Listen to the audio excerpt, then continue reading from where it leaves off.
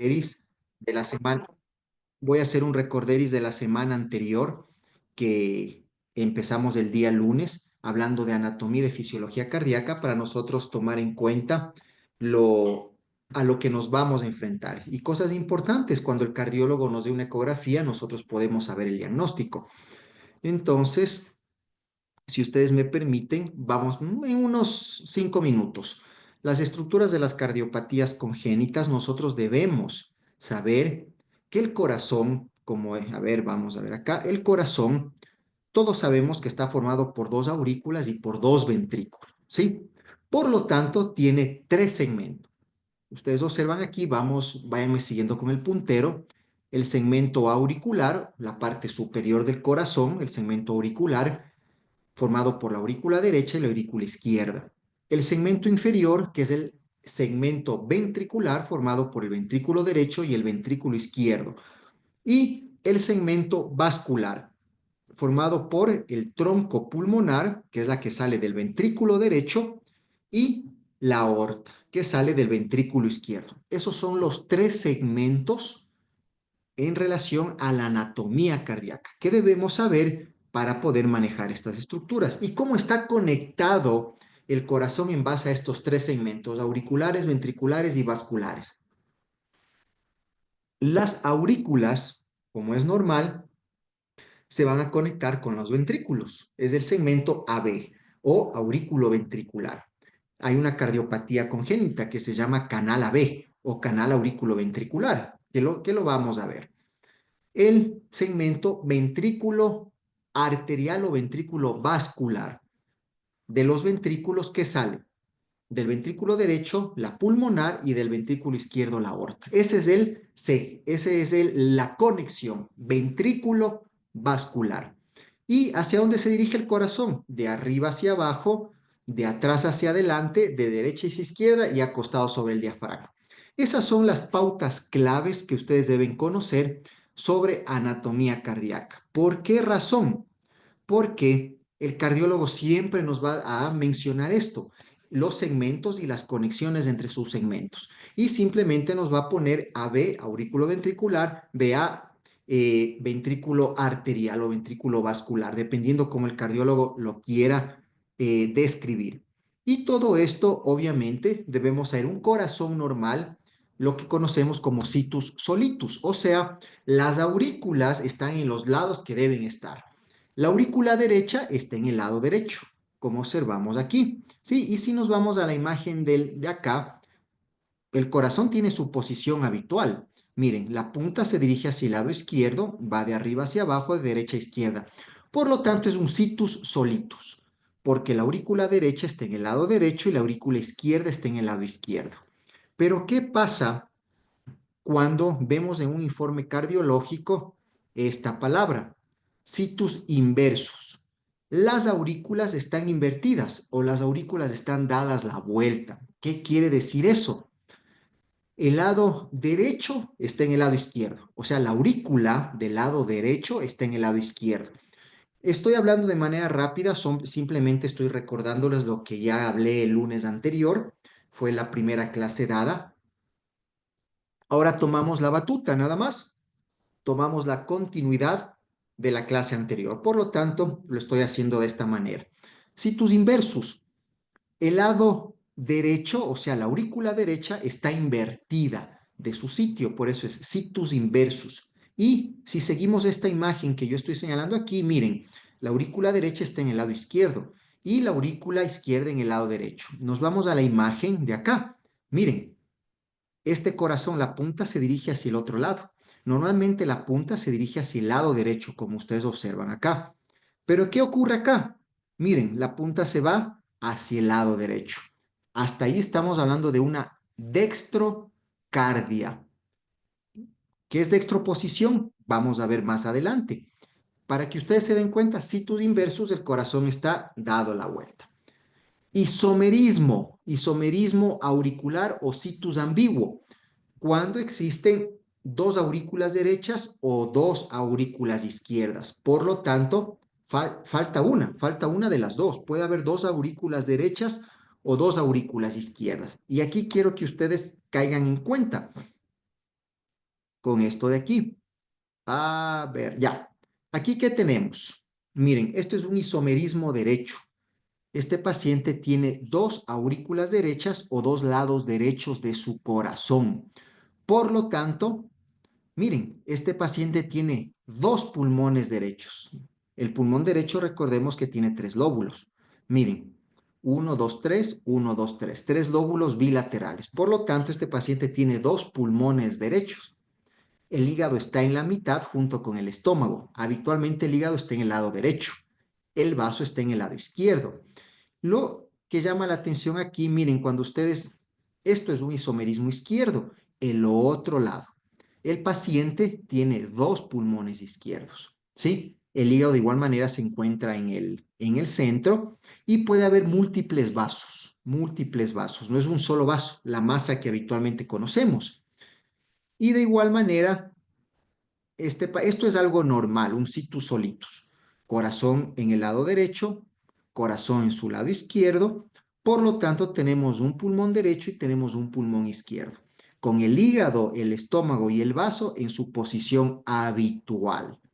¿Estamos de acuerdo? Aquí tenemos los tipos de conexiones, ¿sí? ¿Cuáles son las conexiones? Todos sabemos, las aurículas con los ventrículos, ¿sí? Aquí dijimos la semana anterior algunas patologías, algunas de las patologías que se presentan en estas alteraciones o en estas conexiones, Por ejemplo, tenemos aquí alteraciones en las conexiones auriculoventriculares. Como les menciono, lo estoy repitiendo de manera rápida, ya que esto lo hablamos la semana anterior. Tipos de conexiones ventrículo-arteriales. Algún fallo que sale del ventrículo hacia el vaso correspondiente. Muy bien, aquí nos quedamos. Ahora sí, voy a ir conversando de manera pausada, ya que vamos a continuar con los soplos cardíacos. Los soplos cardíacos es el punto que continúa, ya que muchos pacientes, yo creo que en su consulta, hemos detectado algún soplo y el paciente no tiene síntomas. El paciente está bien, crece bien, no se pone cianótico, hace ejercicio de manera habitual y fue simplemente un hallazgo. ¿Por qué razón? Porque menos del 1%, como ustedes observan aquí, se asocia con una cardiopatía congénita, principalmente estructural. Generalmente los soplos cardíacos son estructurales. No es una norma en medicina, pero los soplos cardíacos son estructurales. Entonces, menos del 1%, guárdense ese número. ¿Por qué razón les digo este valor? Porque cuando ustedes escuchen un soplo, y va a ser muy frecuente que escuchen soplos, no les hagan asustar a los papás diciéndoles que las cosas se les va a poner de cuadritos, porque el menos del 1% son patológicos. Entonces, ¿qué es un soplo? ¿Qué es un soplo cardíaco? Es el sonido producido por la vibración de un flujo turbulento de sangre en el corazón o en los grandes vasos. ¿Qué quiere decir esto? ¿Por qué sopla el flujo turbulento? Vamos a poner un ejemplo aquí. Síganme todos con esta imagen. A ver, permítanme, le pongo para acá. Ya. En esta imagen de aquí hay un orificio. Ustedes observan una comunicación interventricular, ¿sí? Esta comunicación interventricular va a soplar. Si ustedes auscultan esta comunicación interventricular que hay aquí entre el ventrículo derecho y el ventrículo izquierdo, va a soplar. Porque hay un flujo de sangre aquí. Hay un flujo, paso de sangre, ¿sí? En este caso, del lado derecho hacia el lado izquierdo. Y esa turbulencia o esta resistencia que pone la sangre al pasar por aquí genera una vibración y sopla. Sopla y es lo que nosotros escuchamos. Por lo tanto, este soplo se va a irradiar hacia el lugar del flujo cardíaco, ¿sí? Se va a irradiar hacia el lugar del flujo cardíaco. Entonces, aquí vienen las características, si es que el soplo tiene irradiación o no tiene irradiación. Cuando el soplo tiene irradiación es por la dirección a la cual se dirige el flujo sanguíneo en ese fallo estructural. Puede ser una válvula, puede ser un orificio, en este caso una comunicación interventricular. ¿Qué tal si hay una comunicación, una permanencia del foramen oval? Todo eso tenemos que ir analizando, pero lo importante es saber qué es un soplo, porque los papás les van a desear preguntar, pero obviamente, en otras palabras, ustedes tienen que saberles explicar. Médicamente, es el sonido que se produce por un flujo turbulento. ¿Hacia dónde? A la dirección que va ese flujo. Esa es la irradiación del soplo. Por lo tanto, a pesar que nosotros conocemos en este momento que los soplos cardíacos menos del 1% son patológicos, tenemos que enviarlos al cardiólogo. Claro, no de una manera urgente, a no ser que veamos que tiene síntomas, a no ser que yo vea que hay un neonato que está cianótico, está en ventilación mecánica, no sube su saturación de oxígeno, eso es diferente. Eso es algo urgente y necesito el diagnóstico para manejarlo como tal. Por lo tanto, yo debo saber la diferencia entre un soplo inocente, ¿sí? Entre un soplo inocente y un soplo patológico. Vamos a ir viendo. Pero principalmente los soplos inocentes son aquellos que el paciente tiene buen peso, tiene buena talla, no tiene síntomas, no se pone cianótico con el esfuerzo, con el ejercicio físico, eh, etcétera. Por lo tanto, no alarmamos a los padres. En el área de neonatología es diferente. Obviamente, un niño con una cardiopatía congénita que patológica generalmente presenta síntomas desde el momento que nace. Son niños que necesitan oxígeno con mayores FiO2, son niños que muchas veces necesitan ventilación mecánica, sea invasiva o no invasiva, etcétera. Pero en la neonatología, el diagnóstico tiene que ser rápido. Ahí sí necesitamos la valoración de un cardiólogo para detectar su cardiopatía, pero el manejo hemodinámico debemos saberlo hasta que lleve el cardiólogo. Y obviamente ya vamos a ir viendo paulatinamente, porque una cardiopatía congénita me va a dar problemas en la circulación, porque va a haber bajo gasto cardíaco, va a haber alteraciones en las resistencias vasculares, etcétera. Entonces, cuando yo voy a evolucionar, ¿sí? Un paciente y le ausculto al examen físico un soplo, tengo que hacer una evaluación. Cuando estoy haciendo mi nota de ingreso o en el área de neonatología o en el área que ustedes se encuentren, principalmente los antecedentes familiares. Las cardiopatías congénitas. Como yo les mencioné la semana anterior, la diferencia entre un problema, no hablemos solo de cardiopatía ahorita, la diferencia entre un problema congénito y genético. Algo congénito es algo que ya nace con el bebé, por eso es congénito, con esos genes, ya viene con esos genes. El bebé es congénito, nació con eso. Mientras que algo genético es algo que no nace con el bebé, pero hay una predisposición a adquirirla en el futuro. Una cardiopatía congénita, una tetralogía de Fallot. El niño nació con tetralogía de Fallot. Una cardiopatía genética, perdón, una patología genética, una diabetes mellitus. El abuelo, el papá son diabéticos, por lo tanto, ese niño tiene mayores probabilidades de desarrollar diabetes a futuro. Esa es la diferencia entre un problema congénito y genético. Por lo tanto, cuando estamos realizando la historia clínica y veo que hay cardiopatías congénitas en la familia, es un punto para nosotros tomarlo en cuenta, porque ustedes han de haber escuchado, y de hecho yo lo he hecho, yo he escuchado en las historias clínicas que dicen, sí, doctor, sabe que tuvimos un primo que falleció a los 20 años de edad, se ponía morado, dicen los familiares, pero nunca supieron qué era y el rato menos pensado falleció. Vamos a sospechar de una cardiopatía congénita. Y ustedes que están en esta área de neonatología, van a escuchar esto de manera frecuente cuando realicen su anamnesis o su nota de ingreso. Síndromes, ¿sí? Cualquier síndrome, cualquier dismorfia, ¿sí? Que tenga algún familiar de este paciente que lo están ingresando, tómenlo en cuenta. Porque los sindrómicos o las dismorfias, independientemente de dónde se encuentren, pueden ir acompañadas de cardiopatías congénitas. Muchas de las veces no son detectables solamente con auscultación, ¿sí? Se necesita otros estudios de ecocardíaco, electrocardiogramas, etcétera. Pero Cuando ustedes tengan algún paciente sindrómico, siempre estudien corazón.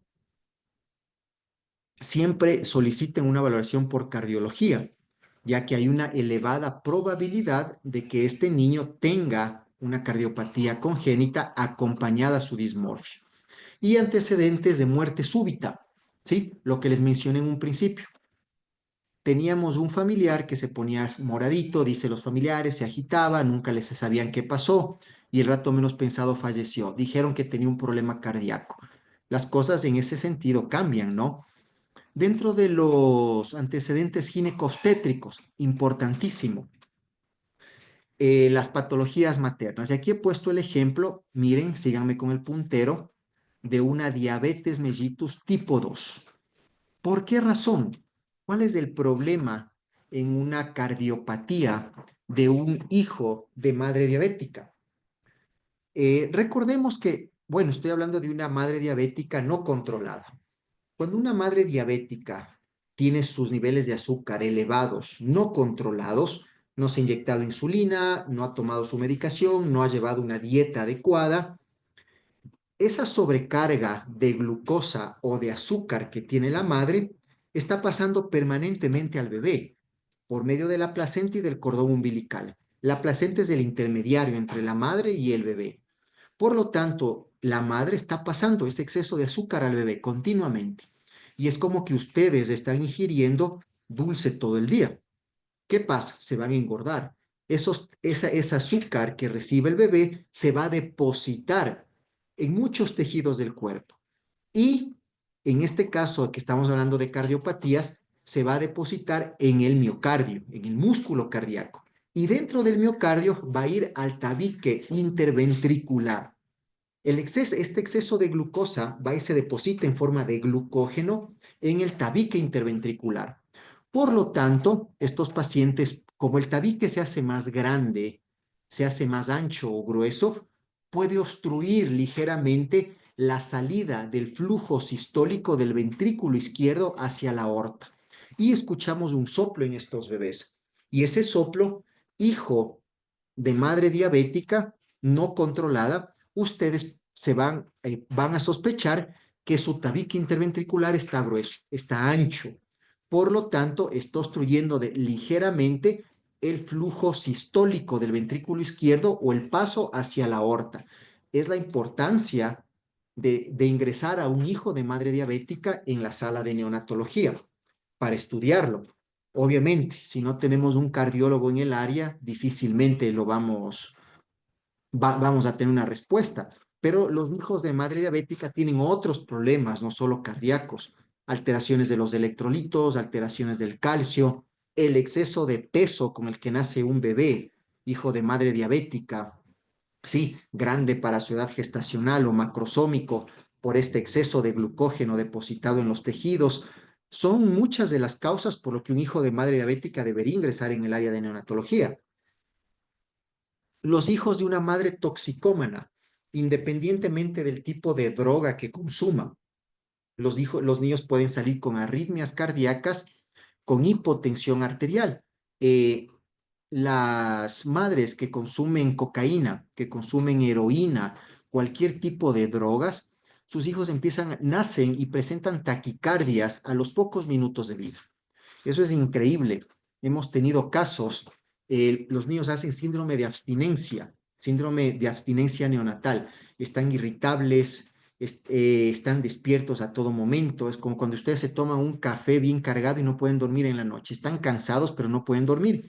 Así se ve a estos bebés. Y lo importante en este caso son las arritmias cardíacas. Hacen taquicardias de estos bebés. Nunca llegan a taquicardias supraventriculares, obviamente, no pasan los 220 latidos por minuto, pero están sumamente arrítmicos estos bebés y se sienten los pulsos incluso, o de igual manera presentan hipotensión arterial, que hay que estar vigilando de manera continua, ya que imagínense tener que usar inotrópicos o vasoactivos en estos bebés secundarios a, a la toxicomanía de su madre o a la droga que la madre ingirió y que recibió el bebé durante todo este tiempo. No es un asunto de 3, 4 días. Son niños que presentan síndrome de abstinencia algunos días, ¿sí?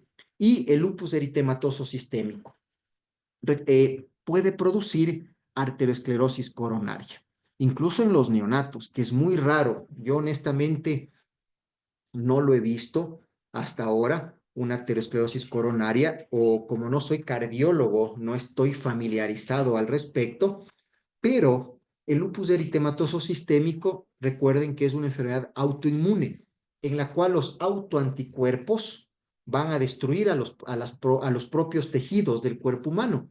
Entre estos casos, una de las características de estos autoanticuerpos es el depósito de colesterol en el endotelio vascular, no solo del corazón o de las coronarias, de todo el cuerpo. Por eso también se llama enfermedades de depósito autoinmune, ¿sí? O las colagenopatías, porque se van depositando, ¿sí? Estos productos a nivel del endotelio de las arterias coronarias.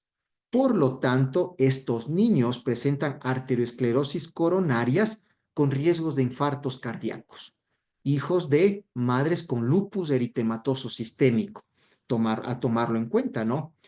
Los antecedentes perinatales, la edad gestacional al nacimiento, ya, no es lo mismo un niño que nace a término, 38, 39 semanas, que un niño prematuro. Un niño prematuro tiene más probabilidades de que no se cierre su ductus arterioso, ¿sí? Y este persista abierto. Hay más probabilidades de que este niño se le abra el ductus, si es que ya se cerró. Nació y su ductus se cerró de manera fisiológica, pero como es un prematuro, se nos abrió por la fototerapia, se nos pudo haber abierto por el manejo de líquidos, ¿sí? Recuerden, la fototerapia, hay una publicación Cochrane y hay muchas publicaciones al respecto, pero el último metaanálisis que yo leí al respecto era uno publicado en Cochrane, que la fototerapia abre el ductus. Por eso siempre a los bebés, no sé, los que trabajen en neonatología no me van a dejar mentir, han visto que se les pone un muñequito, una lámina justo en el precordio. Es para que la fototerapia no abre el ductus. Ese papelito, ese aluminio evita que la luz, que la radiación de la fototerapia llegue al corazón. Sí, es importante saberlo esto. La fototerapia puede abrir el ductus y el riesgo es mayor cuando el bebé es más prematuro, tiene menos edad gestacional. Las infecciones maternas. Aquí podemos hablar una semana entera, pero todos sabemos, todos hemos estudiado al respecto el TORCH, ¿sí? Todos sabemos del TORCH, de la toxoplasmosis, la rubiola, el citomegalovirus, el herpes, pueden producir alteraciones en el corazón al momento de nacer, ¿sí? Y obviamente estos niños pueden nacer con retraso de crecimiento intrauterino simétrico y tenemos que hacerles todos los estudios que corresponden, ¿sí? Cuando viene un niño y ustedes le auscultan un soplo, ¿sí? Si es que es un neonato y está en el área de neonatología de su hospital o en el área donde de donde ustedes trabajan, lo evaluamos, ¿sí? Y es un bebé que se pone cianótico con la lactancia, sea una lactancia por succión, sea una lactancia, obviamente por succión puede ser por copa, por jeringa, por biberón, que no es lo más recomendable, biberón, pero por succión. Vemos que el niño desatura, pero no le escucho arritmia, no le escucho un soplo cardíaco, pero el niño me desatura, se pone cianótico, se agita cuando lacta, tiene dificultad en la alimentación, fabuloso, sospecho de una cardiopatía, ¿sí? Solicito una valoración por cardiología. El niño va creciendo, llega a la etapa de lactante, llega a la etapa preescolar, y hay una detención en el crecimiento. Este niño tiene fallo de medro, porque todas las patologías, entre estas las cardiopatías, recuerden que consumen más glucosa, por lo tanto, requieren mayor energía para suplir las necesidades de estas patologías. Por lo tanto, presentan fallo de medro, o sea, se quedan en el crecimiento, en el peso y en la talla. ¿Sí? Pueden ir acompañados de síntomas respiratorios. A ver, este niño nació, tengo un neonato de 3 horas de vida que presenta dificultad respiratoria, presenta retracciones subcostales o intercostales, aleteo nasal, la saturación de oxígeno está menor del 90% y las necesidades de oxígeno se van incrementando. Le hago una radiografía de tórax y los pulmones están bien. Los espacios intercostales son los adecuados, pero me llama la atención la silueta cardíaca. No hay infiltrados, no hay cambios en la luminosidad del parénquima pulmonar. Sospecho que respiratorio no es, pero me llama la atención la silueta cardíaca. Ah, pero fue solo una radiografía de tórax. Vamos a solicitar una teleradiografía para medir la silueta cardíaca. Y veo que tiene más de 0,5 el índice cardiotorácico. Voy sospechando, porque generalmente las cardiopatías congénitas de manera inicial se manifiestan con procesos respiratorios. ¿Cómo procesos respiratorios? Porque estos bebés desaturan con la lactancia, desaturan al mínimo al manipularles, son sumamente lábiles, etcétera. ¿Sí? Y a medida que van creciendo estos bebés, obviamente ya llegan a la edad preescolar y cuando no se han detectado estas cardiopatías en la infancia, en la etapa neonatal, en la lactancia, etcétera, son niños que se agitan solo subiendo las gradas. ¿Sí? Presentan disnea, presentan diaforesis y esto es importantísimo. No se olviden, generalmente los niños con cardiopatías congénitas cuando son más grandes y nadie les ha detectado. Los papás en uno de los controles habituales siempre les van a preguntar, doctor, ¿será normal que mi hijo sude? Entonces, todos los niños sudan. Yo siempre digo, es normal, todos sudamos y sudamos bastante, pero hay niños que sudan más de lo habitual. Un niño que moja su gorrito, un niño que el sudor de la camiseta se pasa muchas de las veces a la sábana incluso. Perfecto. Y este niño presenta características, es flaquito, no sube de peso como debe, no tolera de manera adecuada el ejercicio. Sospechemos de una cardiopatía congénita y ese niño diaforético que suda más de lo habitual, valoración por cardiología. Puede que no le escuchen un soplo ustedes, puede que no le escuchen porque su oído detecta desde el grado 2 para arriba. El grado 1 muchas de las veces es indetectable, los soplos. Pero recuerden esto, porque me ha pasado. Los niños que tienen diaforesis excesiva generalmente tienen algún problema cardíaco. ¿Cómo vamos a evaluar este soplo? Yo tengo el niño, si es que es un neonato, acabamos de hablar, las características de un neonato con una patología cardíaca. Se manifiestan con procesos respiratorios generalmente. Pero si este neonato no fue captado de manera oportuna, va a crecer, va a llegar a la etapa de lactante, va a llegar a la etapa preescolar, ¿sí? Va a llegar a la etapa que le corresponda, a la pubertad, a la adolescencia, y va a haber alteraciones en el peso y talla, por lo que les comenté en un inicio, fallo de Medr, porque su propia patología cardíaca requiere consumo de energía. Los signos vitales, siempre ustedes tienen un neonato, nació su bebé y ustedes notan algo raro en este bebé, ¿sí? Tomen la saturación de oxígeno y la presión arterial en las 4 extremidades. Aquí yo les he puesto una imagen, si ustedes me pueden seguir. Miren, esto de aquí, esta obstrucción tipo estenosis, se llama coartación. ¿Sí? La palabra coartación quiere decir obstrucción, disminución del flujo, como una estenosis más o menos, ¿sí? Pero se da en la aorta. Nosotros no decimos estenosis aórtica, decimos coartación aórtica. Es el nombre y el apellido que se le da a esta patología que se manifiesta en la aorta. Entonces, como ustedes observan aquí, miren, hay una obstrucción al paso de sangre o hay una obstrucción, una resistencia al flujo de sangre que viene por la aorta. Si no hubiera esta resistencia o este flujo, ¿qué pasaría? La sangre fluyera de manera adecuada, fluyera de manera correcta. Pero miren, hay una resistencia aquí, hay una obstrucción. Por lo tanto, De esta obstrucción para abajo, ¿qué pasa? No va a haber buena perfusión, no va a haber adecuada oxigenación, ¿sí? El volumen va a ser menor de ahí para abajo, de esta coartación para abajo, el volumen va a ser menor.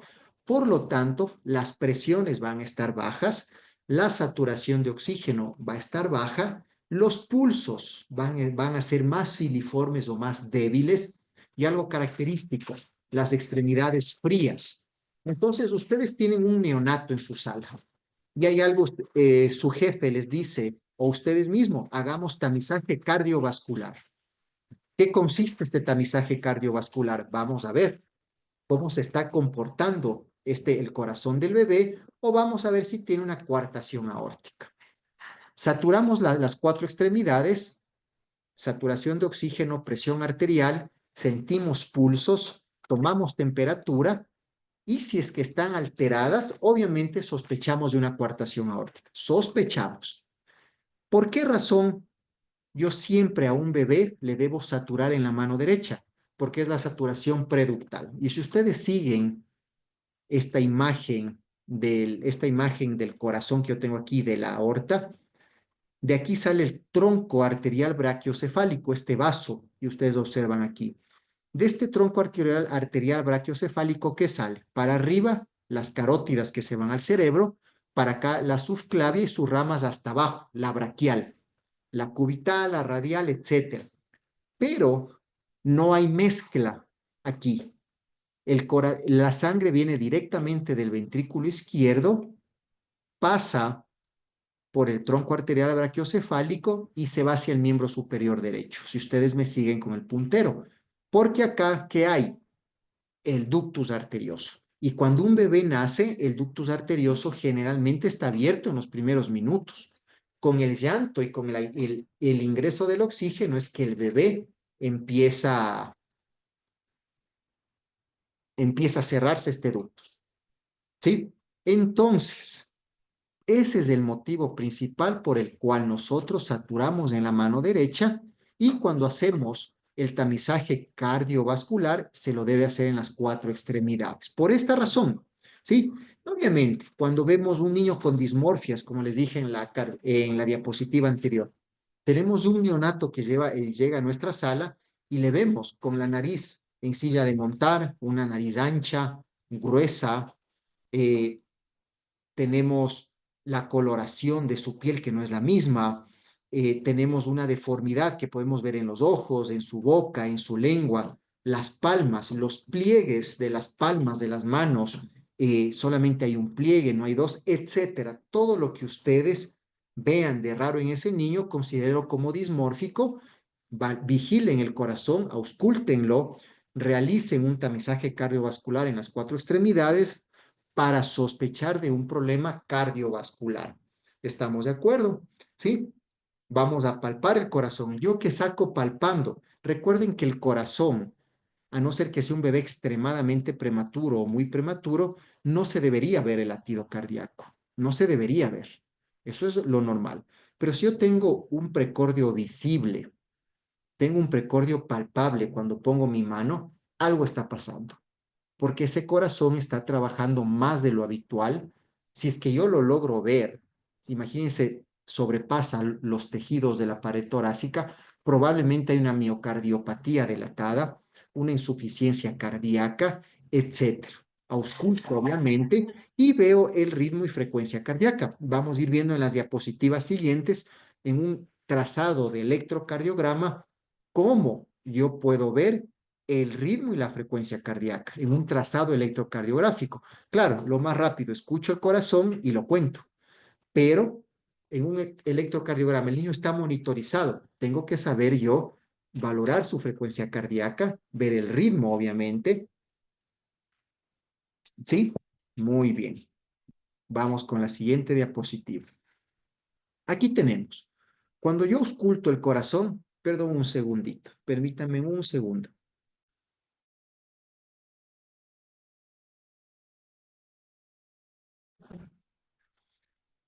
Sí, perdón.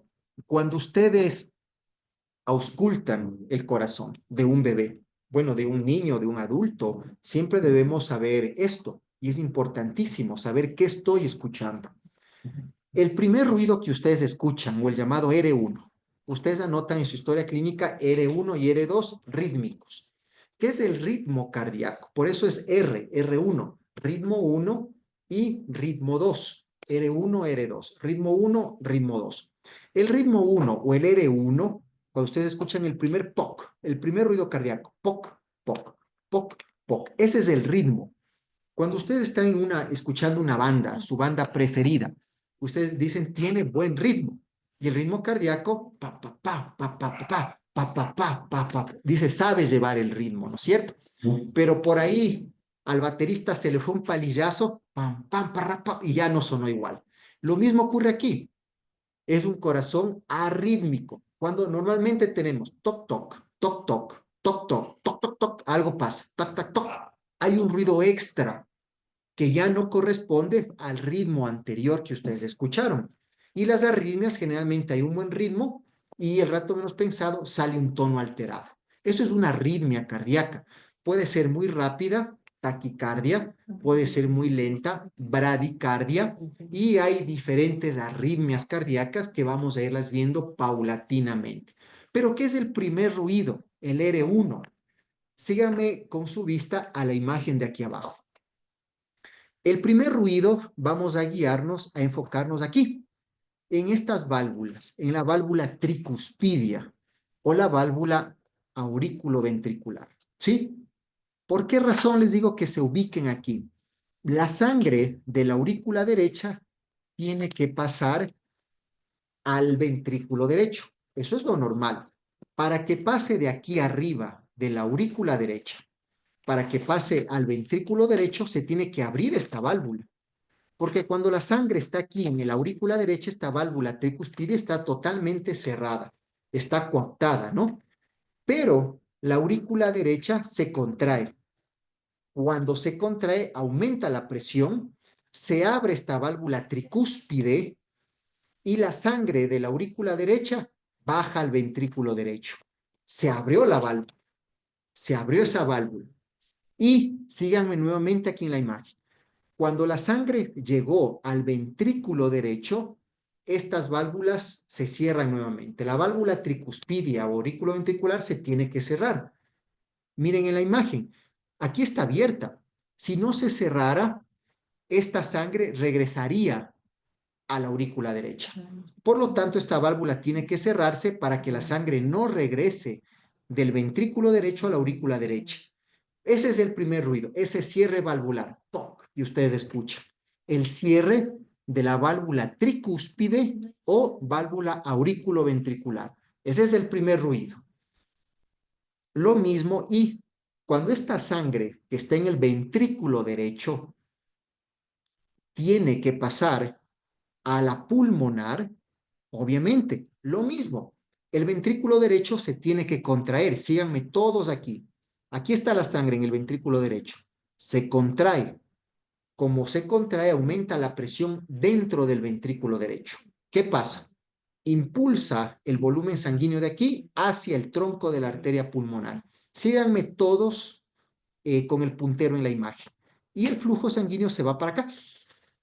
Se va para acá. Me está rumiando. Entonces, tiene que irse hacia la pulmonar y se va hacia los pulmones. ¿Qué pasa? Para que la sangre que va hacia los pulmones por el tronco de la arteria pulmonar no se regrese o no haya un reflujo de sangre hacia el ventrículo derecho, esta válvula de la arteria pulmonar se tiene que cerrar. ¡Pum! Nuevamente. Entonces, vuelvo a repetir en 10 segundos. Esta sangre del ventrículo derecho pasa al tronco pulmonar, se abre esta arteria pulmonar y la sangre fluye. Pero para que no regrese o no refluya, se tiene que cerrar. Ese es el segundo ruido cardíaco. Acuérdense, cuando ustedes escuchan el corazón, escuchamos pac, pac, pac, pac, pac, pac. Primer ruido, se cerraron las válvulas auriculoventriculares o tricuspidias. Segundo ruido, se cerraron la válvula, ¿sí? Las válvulas ventrículo-arteriales, sea pulmonar o sea aórtica. Estoy hablando este momento del lado derecho. Lo mismo ocurre en el lado izquierdo. ¿Sí? del ventrículo izquierdo perdón, de la aurícula izquierda al ventrículo izquierdo y del ventrículo izquierdo a la aorta, ¿sí? Pero quiero que sepan qué es el R1 y qué es el R2. ¿Por qué es el corazón tiene un primer ruido y por qué tiene un segundo ruido? Ahora sabemos. Y generalmente los soplos se auscultan en estos ruidos o entre estos ruidos. Por eso es importante saber dónde está localizado y cuánto dura estos ruidos en el ciclo cardíaco. Acuérdense ustedes, la palabra proto, cuando vamos a escuchar, a ver, el soplo, ¿en dónde está? Ustedes cuando van a la universidad hacen un preuniversitario o un prouniversitario. O sea, antes de entrar a la universidad, pueden hacer un curso de un mes, un semestre entero de 6 meses, pero es un preuniversitario antes de entrar al primer semestre, al primer semestre, perdón. Por lo tanto, en este caso es el soplo protosistólico, antes de la sístole, presistólico. El nombre propio sería presistólico, pero lo han nombrado como protosistólico. Muy bien, antes de la sístole. ¿Qué pasa? Aquí tenemos nosotros imágenes. Cuando el soplo se escucha en la mitad, ¿sí? Sonó la sístole y ¡pac! Vino el soplo. Meso, de medio, ¿sí? Mesosistólico, ¿sí? Al final, cuando se acabó el soplo, tele, o sea, telesistólico. Y cuando es durante todo el ciclo, holosistólico. Entonces, proto antes, meso durante, tele después, al final, y holo todo. Es fácil escucharlo, es fácil decirlo, pero créanme que es difícil localizar el soplo durante el ciclo. Es difícil decir este es un soplo proto, meso, o es difícil llegar a captarlo. Créanme que es muy difícil. Ahorita con que ustedes sepan los conceptos y vayan desarrollando su oído paulatinamente, las cosas, y todo es práctica, todo es práctica. Yo honestamente aprendí a escuchar soplos en el lugar donde trabajo actualmente. Ni siquiera cuando era pediatra podía escucharlos de manera normal. En bebés aprendí a diferenciar los soplos en realidad. No se sientan mal si no pueden escucharlo, porque es sumamente difícil. Peor un soplo grado 1, un soplo grado 2 puede ser muy difícil de manera inicial. Perfecto. Aquí nosotros tenemos, a ver, vamos a ir de esta diapositiva, nos vamos a saltar a la de acá. Sí, vamos a estar entre esta y la de acá. ¿Por qué razón? Nosotros cuando escuchamos un soplo, le vamos a dar una intensidad o un grado. Siempre decimos soplo, grado, tal. Pero eso es muy subjetivo, porque para mí puede ser un soplo grado 3. Viene su compañero y dice, para mí es un grado 2. Es subjetivo, ¿sí? Es subjetivo. La clasificación y en realidad les va a dar es el eco cardíaco, ¿sí? Es muy subjetivo la intensidad, porque ustedes lo van graduando de acuerdo a su oído. Y hay una clasificación de Levin, que creo que todos en la universidad han de haber escuchado.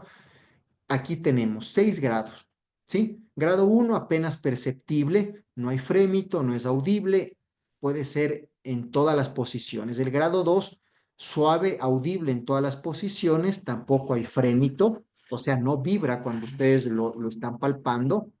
El grado 3, intensidad moderada y sin frémito. Grado 4, intensidad intermedia asociado con frémito palpable.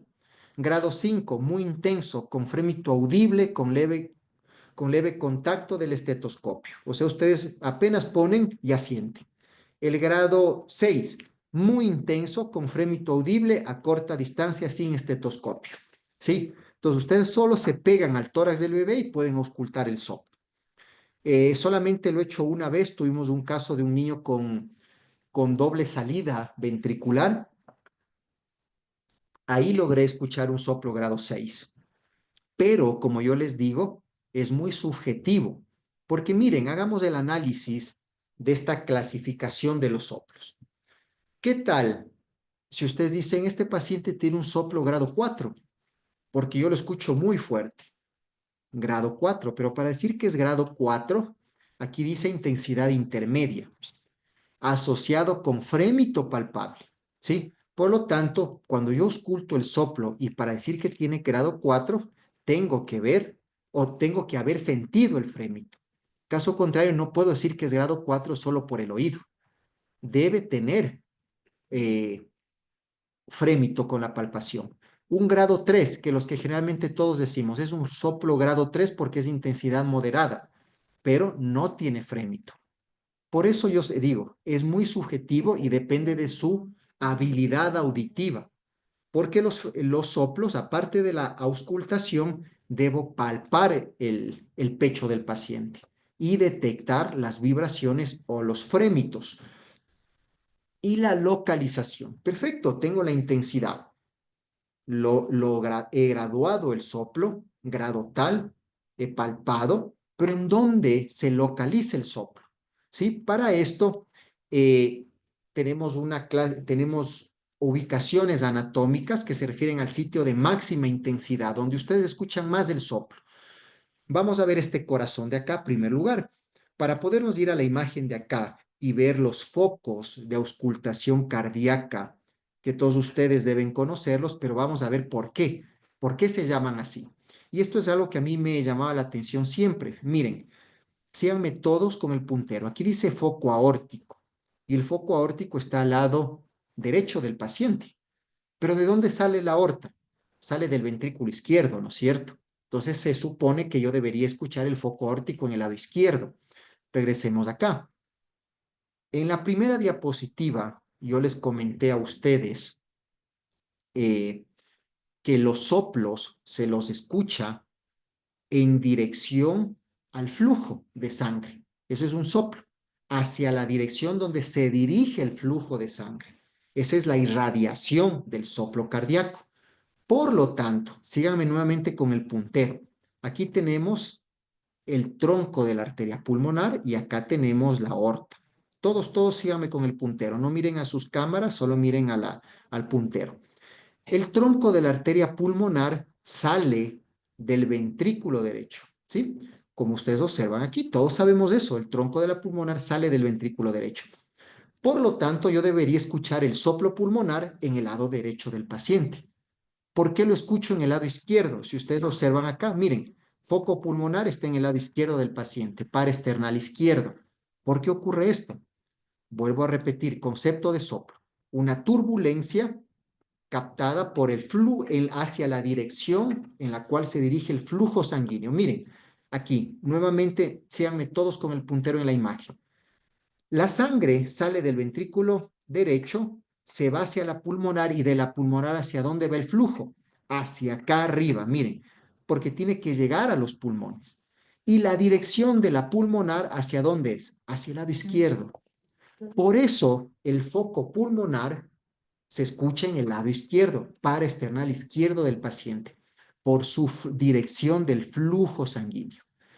Y el foco aórtico en el lado derecho, segundo espacio intercostal paraesternal derecho, ¿no es cierto? En este lugar. ¿Pero por qué?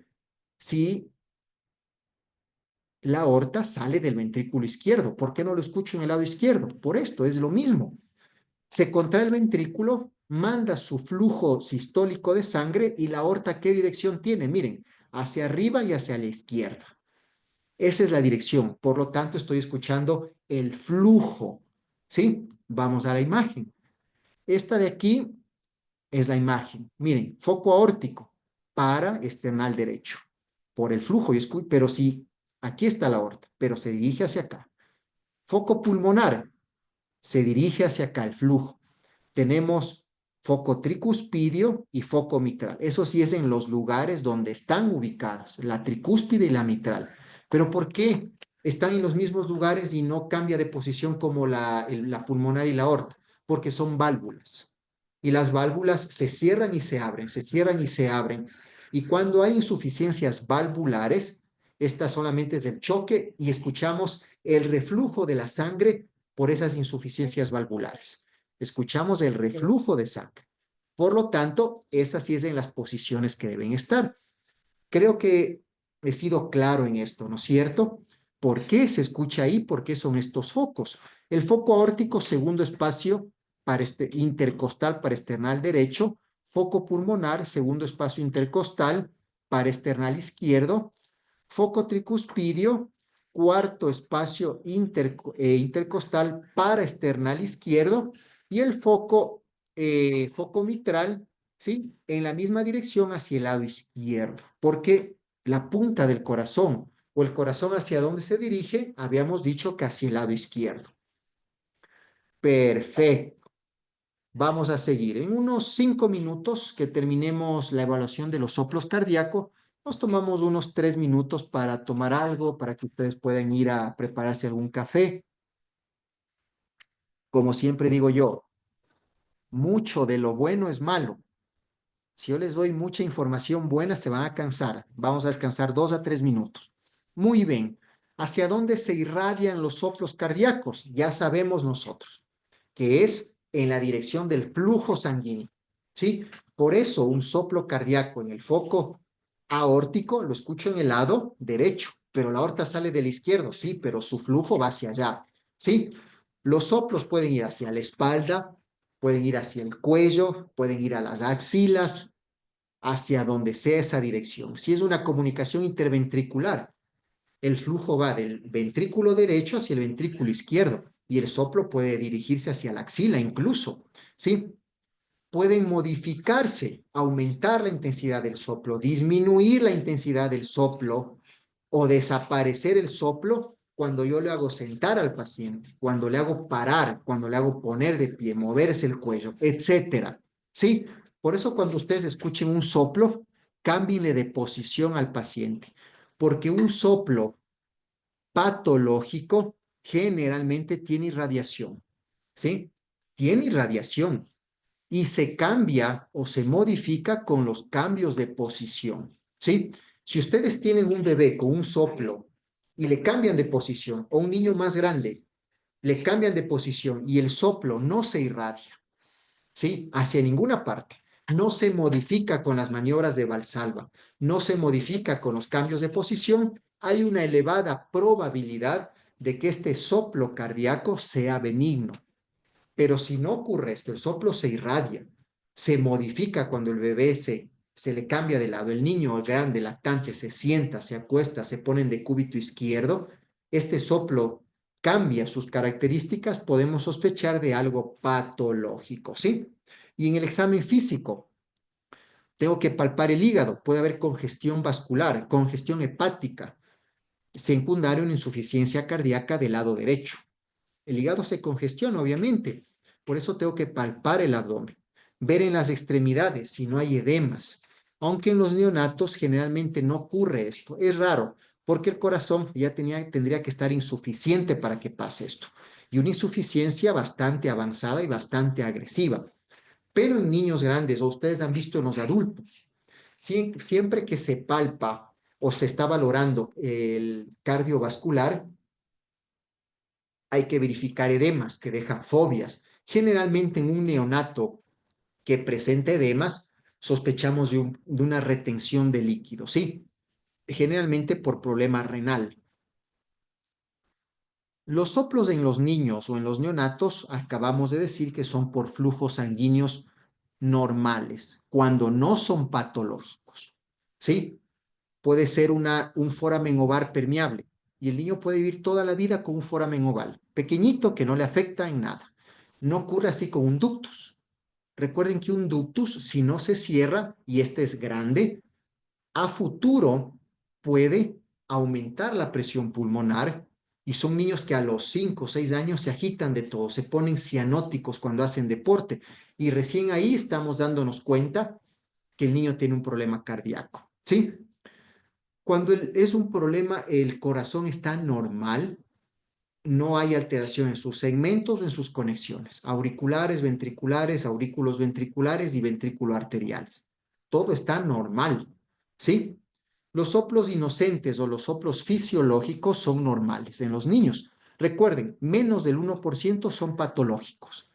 Y para saber o sospechar que es patológico, lo cambio de posición cuando escucho un soplo. Lo siento, lo acuesto, le pongo en decúbito izquierdo, decúbito derecho, le hago toser, le doy unos golpecitos en el pecho y ausculto. Si es que se modifica, sospecho de patológico. Sospecho nada más. Yo no le puedo decir eso mientras no tenga una valoración cardiológica. Ay, se me pasó las diapositivas. Muy bien, perdón. Ya, hasta acá.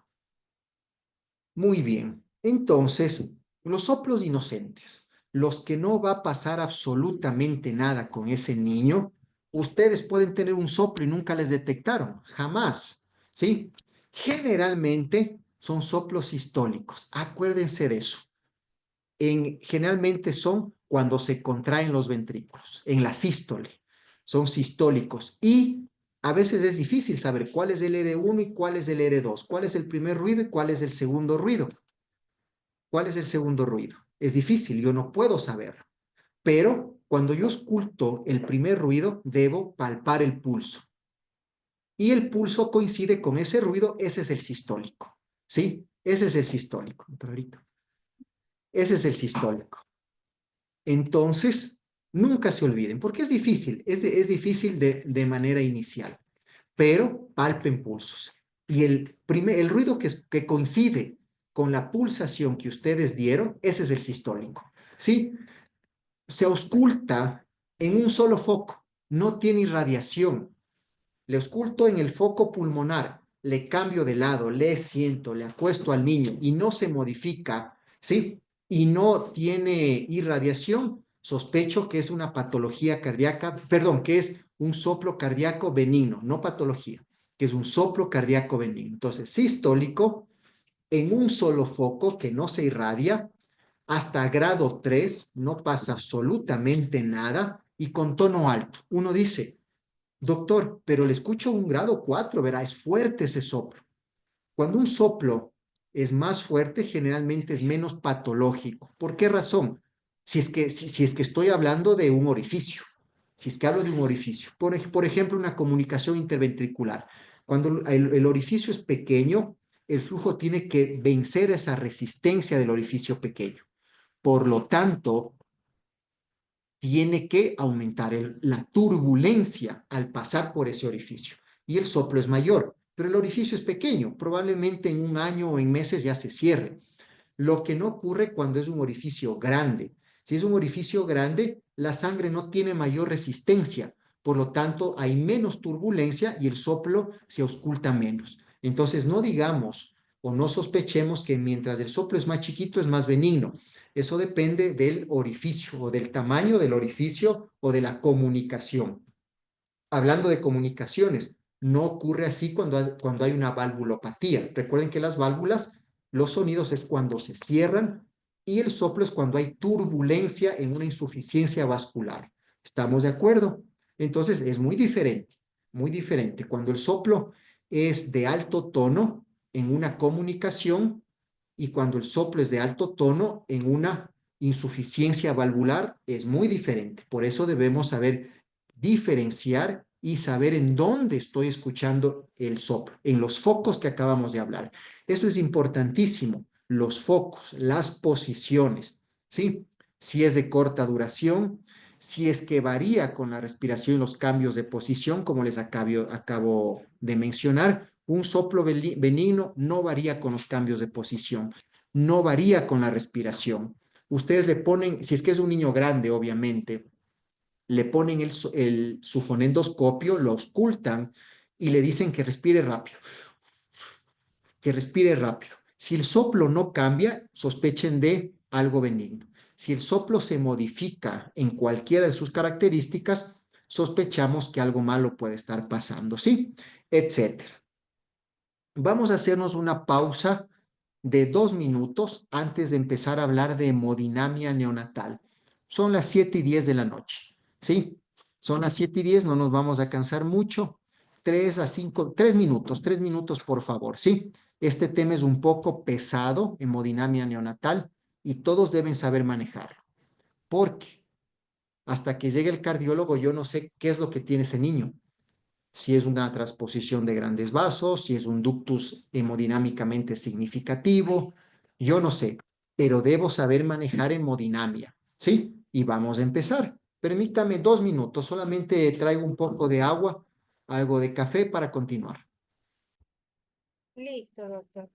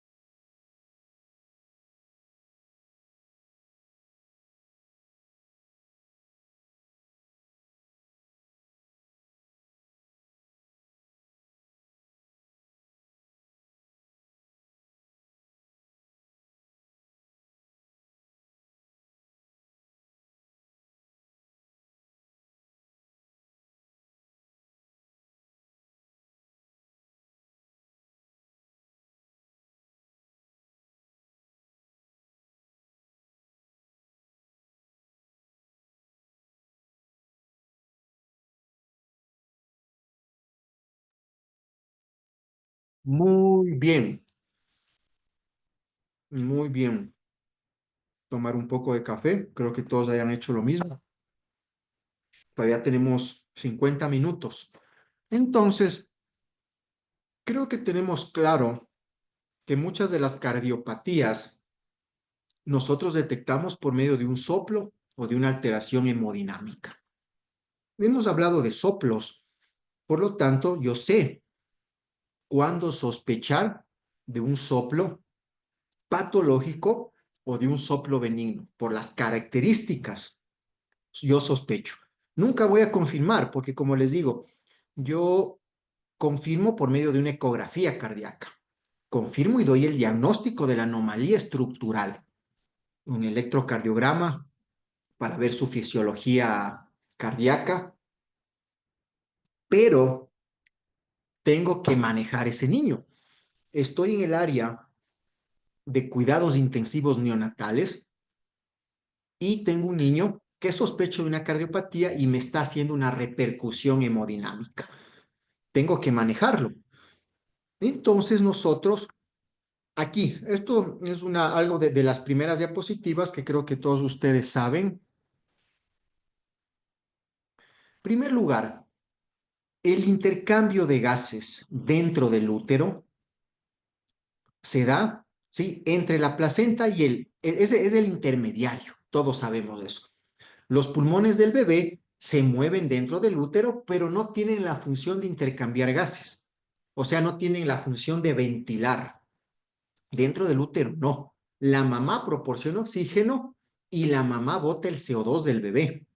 Entonces, normalmente, esto ya lo dije en la primera clase de la semana anterior, lo voy a repetir en 2 minutos.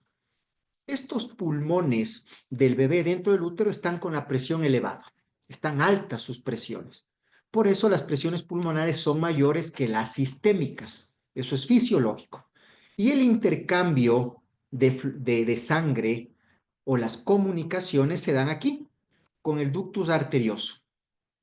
No voy a volver a explicar porque todos lo sabemos, ¿sí? Todos hemos estudiado al respecto y lo expliqué muy bien el día lunes de la semana anterior. Pero viene la sangre de la madre, llega a la aurícula derecha, llega al ventrículo derecho, pasa a la pulmonar y llega a los pulmones. Aquí se encuentra la sangre con una resistencia, una gran resistencia aquí en los pulmones. Por lo tanto, esta sangre llega y se da la vuelta. Imagínense, llega pero no cumple su objetivo, que es la de intercambio gaseoso, y se da la vuelta. ¿Y por dónde pasa la sangre que viene oxigenada de la madre hacia la aorta? Por aquí, por este vaso permeable, que se llama ductus arterioso. Ese vaso está abierto adentro del útero. Pero ¿qué pasa cuando nace el bebé? Con el primer llanto se modifican estas presiones y cambian los flujos. Se cierra este ductus, ¿sí? Se cierra este ductus, por lo tanto ya no hay ese bypass, ya no hay ese paso. Nace el bebé, disminuyen las resistencias vasculares periféricas, ¿sí? Por lo tanto, disminuye todas las presiones de aquí, miren, del lado derecho del corazón. Todos váyanme siguiendo con el puntero. No vean a la cámara, si es que están conduciendo su auto, vean al frente, escúchenme, pero los que están sentados en sus casas, sí, los que están en sus habitaciones, miren a esta imagen. Este lado derecho del corazón, sí, baja las presiones. Dentro del útero son altas, pero con el primer llanto se modifica todo esto, ¿sí? Por lo tanto, como estas presiones del lado derecho bajaron, ¿qué pasa con las del lado izquierdo? O sea, estamos hablando de la aurícula izquierda y del ventrículo izquierdo y por lo tanto de la aorta. ¿Qué pasa? Aumentan las presiones, ¿sí? Entonces, en los pulmones, ¿qué va a ocurrir? La resistencia vascular pulmonar también disminuye. Como ya disminuye la presión pulmonar, como disminuye esta resistencia pulmonar que está aquí, la sangre ya pasa tranquilamente. No hay esa resistencia. Miren, ¿por qué viene y pasa directamente? Creo que tengo otra diapositiva acá. Aquí. Muy bien. Aquí está el ductus, el conducto arterioso abierto. Esto es dentro del útero.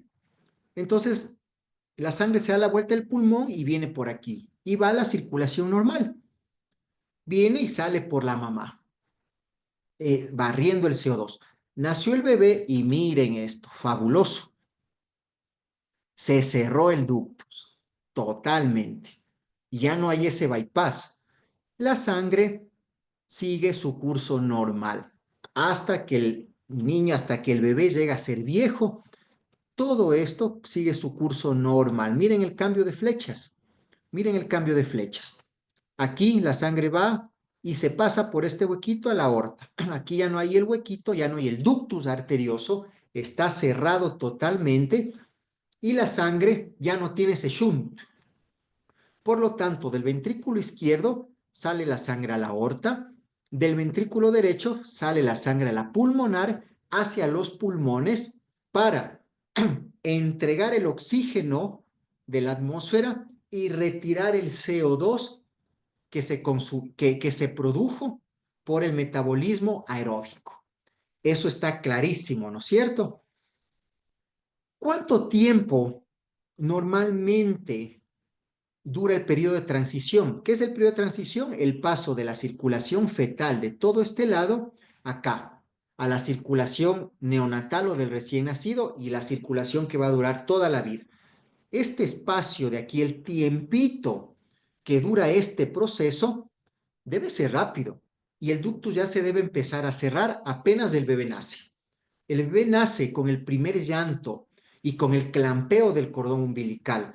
Cuando el ginecólogo clampea el cordón umbilical, ya aumenta la resistencia vascular sistémica del bebé, solo con ese clampeo. Y ya empieza este proceso. Con el llanto del bebé, ingresa la presión atmosférica y se empieza a cerrar el ductus, porque el ductus se cierra con el oxígeno.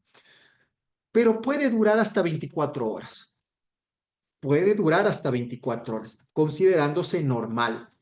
Como les digo, lo correcto es que esto dure minutos, pero si dura hasta 24 horas, probablemente el bebé, el neonato, necesite oxígeno, probablemente necesite apoyo ventilatorio, pero que se resuelve rápido. Pero ya no es normal cuando dura más allá de 24 horas. Ya, algo está pasando y necesito una valoración cardiológica.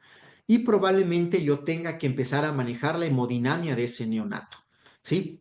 ¿Qué tal si me dura más de 24 horas? Estamos hablando 3 días, 5 días, 10 días, no importa. Entonces hay una mezcla de sangre entre estas dos circulaciones, la sistémica y la pulmonar.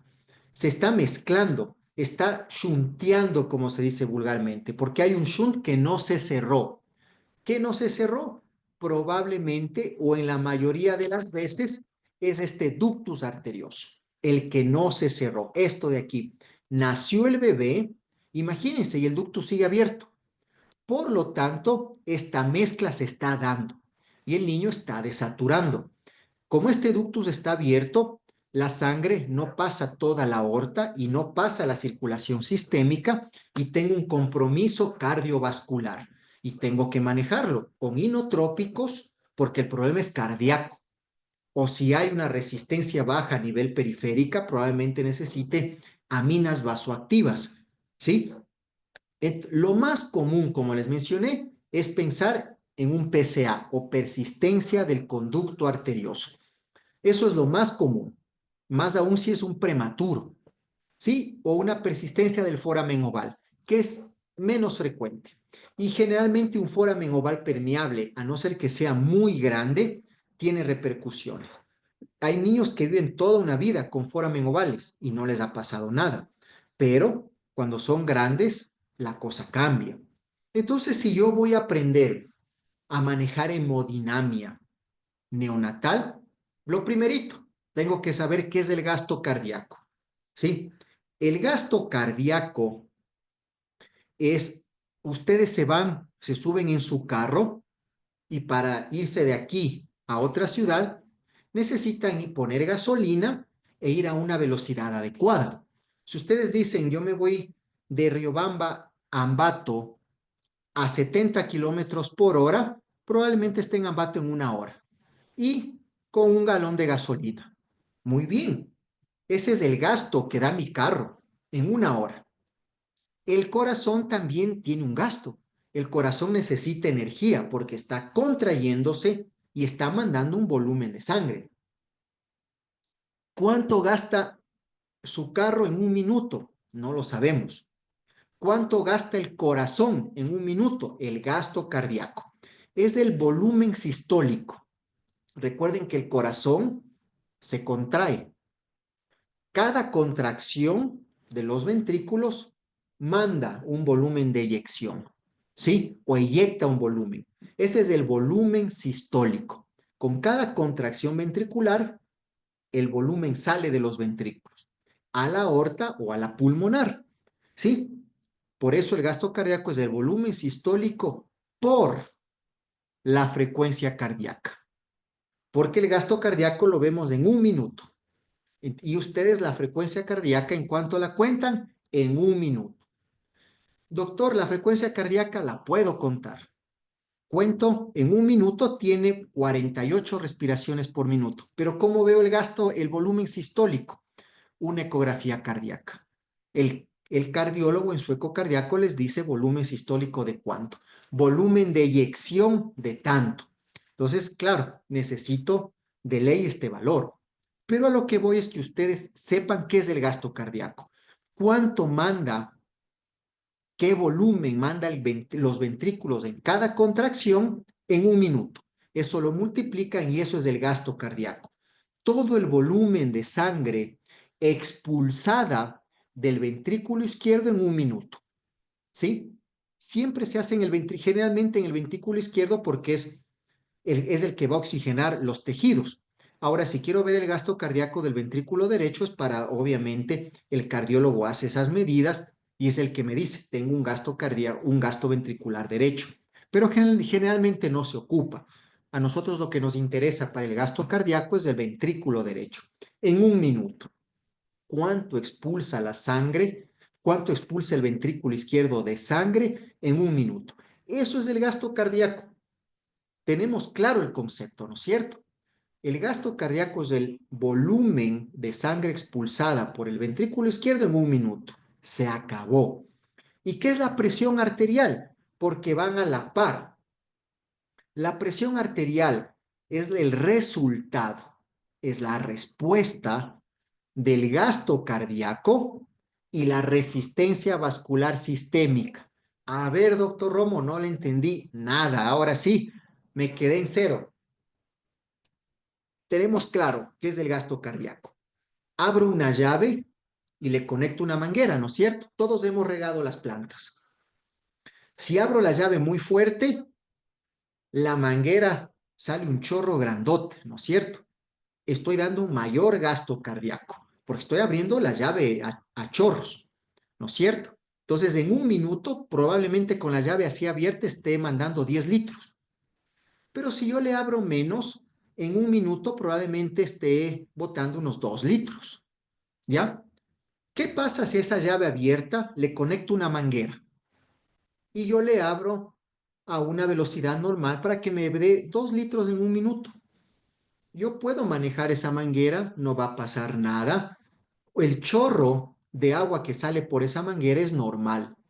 Pero si yo le abro a toda la llave, lo que más me da la llave, ¿no es cierto? Sale una gran cantidad de agua, un gran volumen de agua, en un minuto 10 litros, y probablemente no, ese volumen no me salga al final de la manguera el mismo volumen que yo estoy abriendo en la llave, porque es mucha cantidad para el tamaño de esa manguera.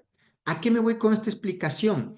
La presión arterial, quiero que ustedes sepan que es la resistencia vascular sistémica. Si es que esos vasos sanguíneos están muy apretados, o sea, tengo una manguerita muy pequeña, aumenta esa resistencia. La resistencia vascular sistémica es sumamente fuerte. Por lo tanto, va a haber hipertensión arterial. Y recuerden, esa manguera, si ustedes le abren una manguera pequeña, le abren la llave a todo lo que da, probablemente hayan fugas en esa manguera. Se nos vaya a romper la manguera, ¿sí? Pero si le abro a una velocidad normal, a un flujo normal, la manguera me resista. En nuestras venas o en nuestras arterias, cuando el corazón manda un volumen sanguíneo normal, nuestras arterias o nuestra resistencia vascular es normal y es aceptable. Lo que no ocurre cuando la resistencia vascular sistémica aumenta. No sé si me hice entender, tal vez un poco difícil, pero el gasto cardíaco, el volumen que manda el ventrículo izquierdo en un minuto. La presión arterial tiene que ver con la resistencia vascular sistémica. Mucho volumen sanguíneo dentro de una arteria, hay mayor resistencia. ¿Sí? Por lo tanto, va a subir la presión arterial. Y la presión arterial baja porque hay poco volumen o porque mis vasos sanguíneos están laxos, mis vasos sanguíneos están flojos, ¿sí? Hipotensión arterial. Estamos claros, ¿no es cierto? Creo que no tengo otra forma de explicar esto, pero creo que me he hecho entender, ¿sí? El gasto cardíaco, para hablar de gasto cardíaco, tengo que conocer qué es la precarga y qué es la poscarga. Precarga, por la palabra pre, antes que se cargue el corazón, para que ustedes tengan claro. ¿Qué necesito antes de que mi corazón se cargue? ¿Sí? Entonces, primerito, es el volumen. Ahora quiero que me miren todos. Tengo aquí un corazón cerrado, ¿sí? Coaptado. Estos son las cámaras cardíacas, ¿sí? Entonces, yo voy a meter por aquí, voy a llenar de líquido mi corazón, lo voy a llenar de sangre. Esa es la precarga, antes que se llene el corazón, ¿sí? Es el volumen. Para que el corazón se llene, ¿qué tiene que hacer? Tiene que dilatarse, o sea, una diástole, ¿sí? Una diástole. Eso es, todos sabemos que es diástole. Sístole, contracción. Diástole, apertura. Entonces, mi corazón necesita de un volumen para que se llene. Es el volumen diastólico después del llenado. Entonces, está cerrado. ¿Qué volumen tengo aquí en esta taza? Unos 300 ml aproximadamente, no lo sé. Voy a llenarlo con 300 ml. Miren, estoy llenando y se va abriendo mi corazón. Por lo tanto, es el volumen diastólico final. ¿Con cuánto se me llenó? ¿Sí? Esa es la precarga. Entonces, yo tengo que saber cuándo aumentar la precarga, cuándo disminuir la precarga.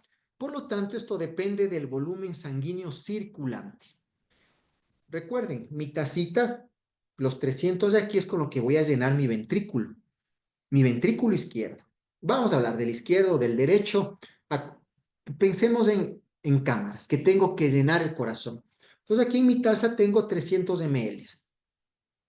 Tengo un volumen circulante de 300 ml. Recuerden, la volemia en un neonato es 80 por el peso y el doble. ¿Sí? Entonces vamos a inventarme 300 ml. Volumen sanguíneo circulante. Si el bebé tiene el volumen normal, no hay una hemorragia, no ha perdido líquidos, su volumen sanguíneo es normal. Por lo tanto, su precarga es normal. Es normal su precarga.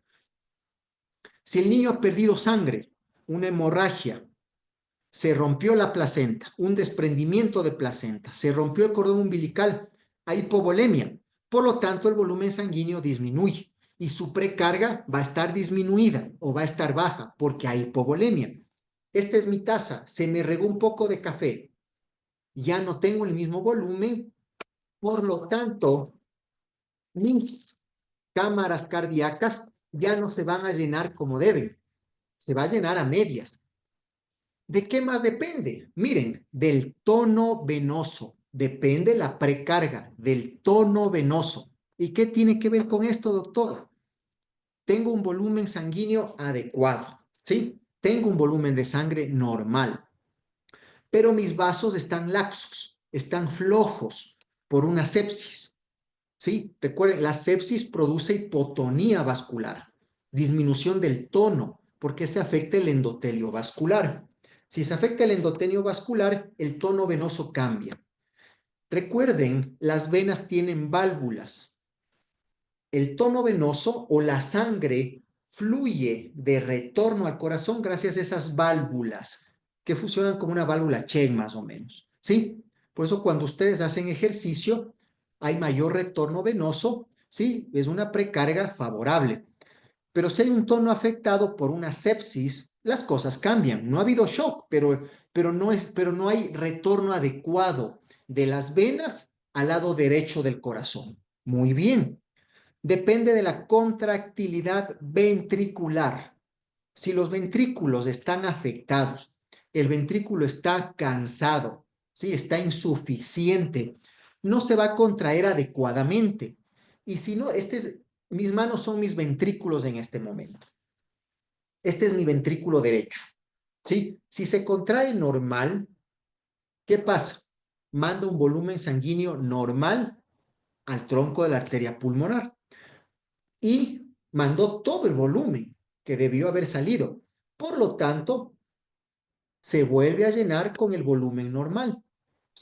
Hay diástole y se vuelve a llenar con el volumen normal. Pero ¿qué pasa si el ventrículo no se contrae de manera adecuada?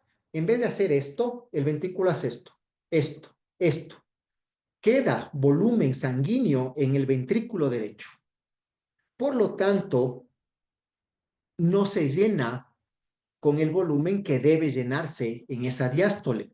Mucha de la sangre se queda en su precarga o en sus venas de retorno hacia el corazón derecho. ¿Sí? Entonces, todo esto depende de la precarga. Lo que quiero que sepan es que la precarga es el volumen sanguíneo que regresa o que llena el lado derecho del corazón. Esa es la precarga, antes que el corazón se cargue. Pero también tengo una poscarga. ¿Qué es la poscarga? Vamos de nuevo, a ver, hagamos con mi mano. Este es mi lado, este es mi ventrículo. Viene mi precarga, mi tacita, se llena, mi ventrículo se dilata y se llenó con el volumen de mi precarga. Ahora se contrae y estoy mandando un volumen, lo que me llegó de la precarga. Por lo tanto, la poscarga depende mucho del volumen de la precarga. Si hay una precarga adecuada, mi poscarga va a ser la adecuada. Y depende, miren de esto, miren todos a mi mano, no vean las diapositivas. Depende de la fuerza que el corazón o el músculo cardíaco utiliza para bombear la sangre fuera de los ventrículos. O sea, es una sístole, es la contracción, ¿sí? Es la fuerza sistólica para mandar toda esta sangre que se llenó. Ahora tengo que mandarla a la circulación por la aorta o por la pulmonar hacia los pulmones, ¿sí? Por lo tanto, la poscarga, ¿qué es? Es la circulación. Es lo que sale por la aorta al resto del cuerpo o al resto de los tejidos, o lo que sale de la pulmonar hacia los pulmones o al tejido pulmonar. Por lo tanto, la poscarga es la que va a aportar oxígeno a los tejidos. Oxígeno, glucosa me satisface las necesidades metabólicas. Entonces, el gasto cardíaco se altera cuando pasa algo en la precarga. Si hay un poco volumen de precarga, la poscarga va a ser con bajo volumen, ¿no es cierto? Eso es lógico. Si el volumen es el adecuado ahora, pero mi corazón no se contrae como debe, porque tengo una miocardiopatía por cualquier causa. Volumen de sangre normal, hay una buena precarga, pero no hace esto el corazón. Está fallando la contracción por una sepsis, por una asfixia perinatal, ¿sí? No se perfundieron las coronarias y la fuerza de contracción se alteró, o porque hay un aumento en la resistencia vascular sistémica, o sea, en la poscarga. Eso lleva a una insuficiencia circulatoria. ¿Qué es insuficiencia circulatoria? Alteración hemodinámica en el recién nacido, ¿sí? O sea, hay una disfunción circulatoria y tengo que manejar esta disfunción circulatoria, ¿sí? Porque si no, el bebé va a fallecer porque no hay aporte de oxígeno y de glucosa a los tejidos. Hasta ahora yo no sé qué problema cardíaco tiene este recién nacido.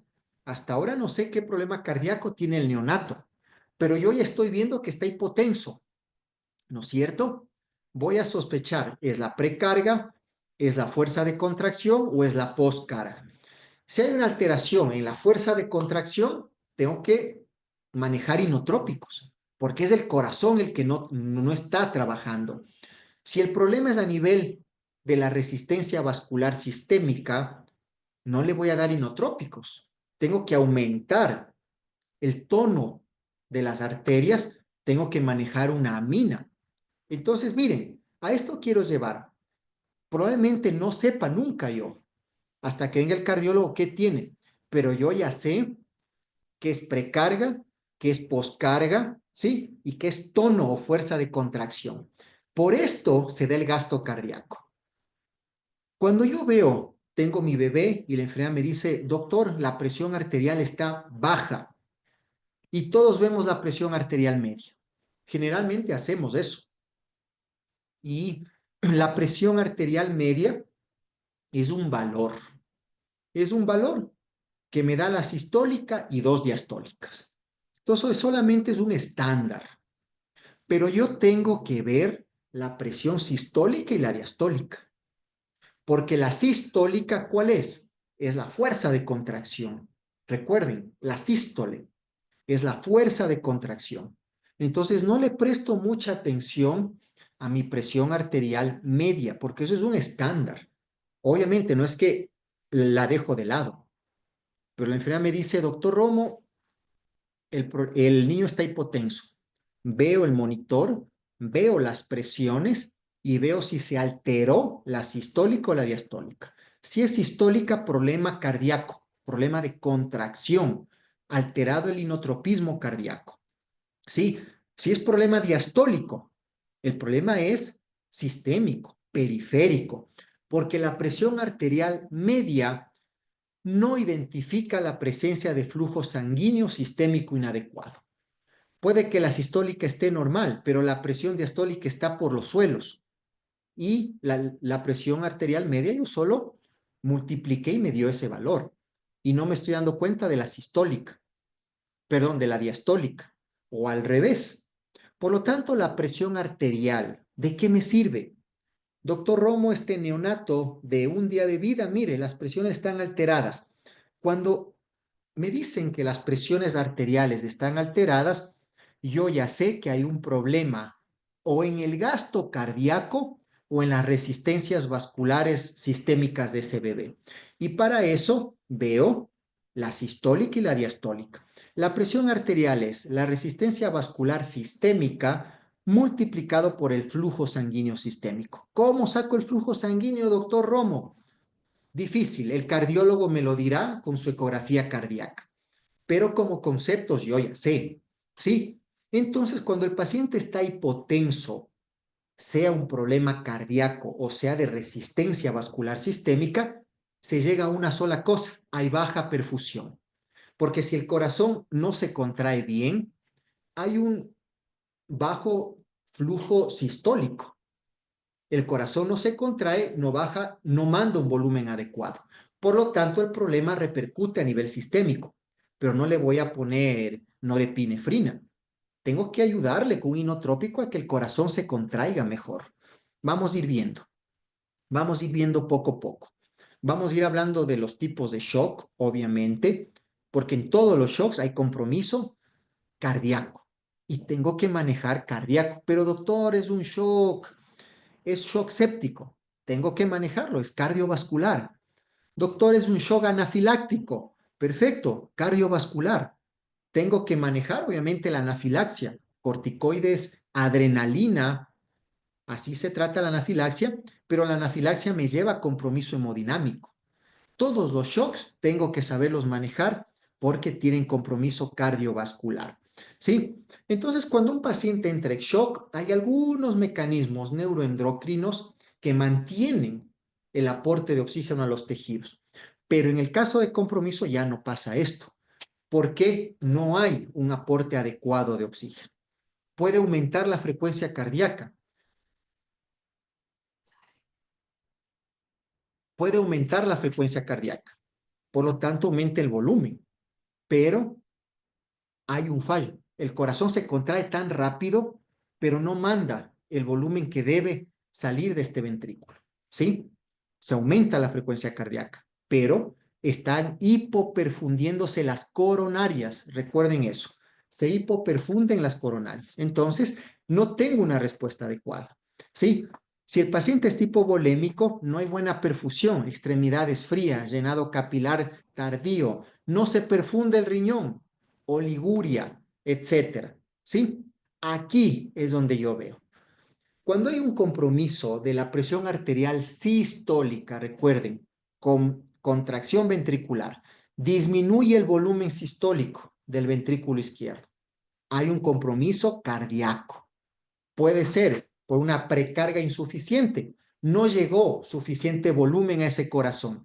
Si no me llega suficiente volumen, el corazón, por más que se contraiga, no va a mandar un buen volumen, ¿sí? O el corazón es el que está fallando. Por lo tanto, se altera la sistólica. La diastólica disminuye la resistencia vascular sistémica. Puede ser un volumen intravascular inadecuado. El paciente está en hipovolemia. Uno. Dos, una sepsis. Me produce alteración del endotelio. Se altera el óxido nítrico. Produce relajación vascular. ¿Sí? Entonces, hay que saber analizar cuándo es la sistólica y cuándo es la diastólica.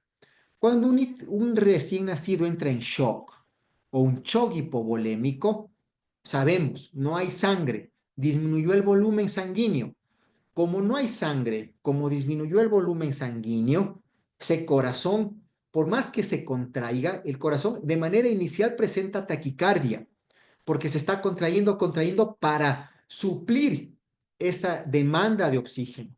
Pero si no hay volumen, no me sirve de nada. Por lo tanto, el gasto cardíaco es insuficiente, se reduce y reduce el aporte de oxígeno.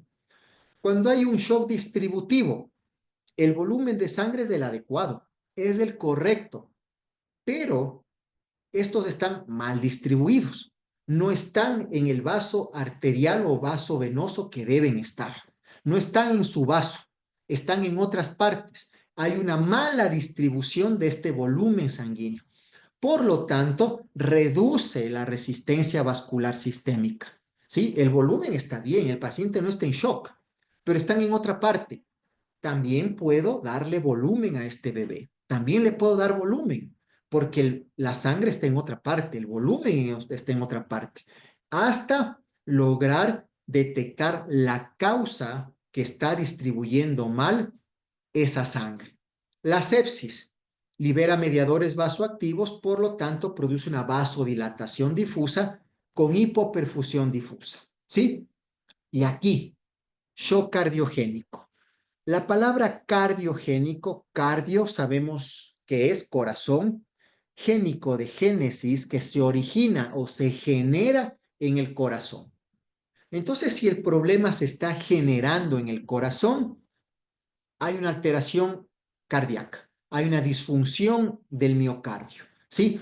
Por lo tanto, va a bajar el gasto cardíaco, ¿sí? No se está contrayendo de manera adecuada y el problema es cardíaco. ¿Qué tengo que hacer? Ayudarle a la contracción, inotrópicos.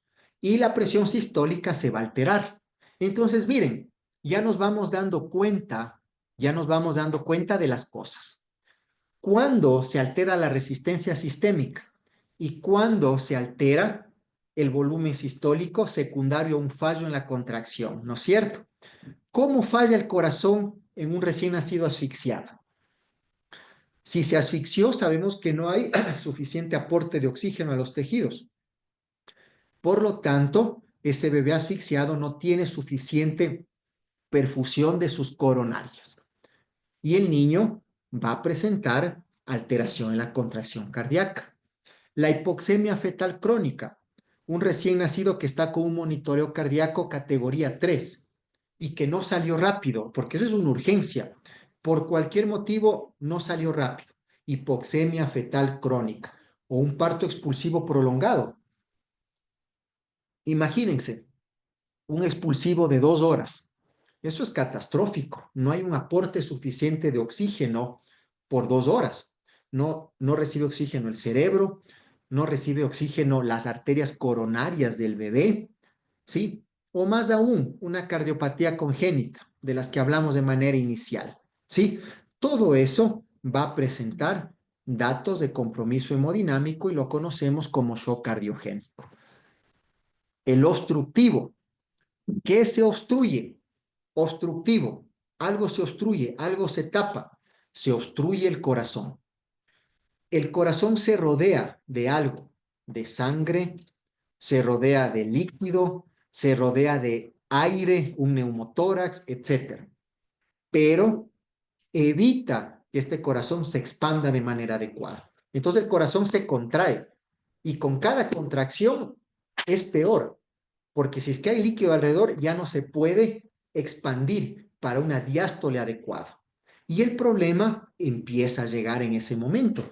Ya no se contrae, ya no recibe suficiente precarga o suficiente volumen y puede ser problemas vasculares o mecánicos. Los vasculares en realidad son, en un neonato, una embolia pulmonar es raro, yo no lo he visto, pero sí he visto la hipertensión pulmonar. La hipertensión pulmonar primaria o secundaria en un neonato es sumamente difícil manejar. Son niños que entran en ventilación de alta frecuencia. Una hipertensión pulmonar disminuye, ¿sí?, el retorno venoso. Hay un compromiso en los vasos sanguíneos pulmonares. O mecánico, un neumotórax a tensión. Hay tanto aire que me comprime el corazón. Un taponamiento pericárdico. El pericardio, la membrana que recubre el corazón, está llenita de sangre. Una pericarditis. Entonces, permítame un minuto.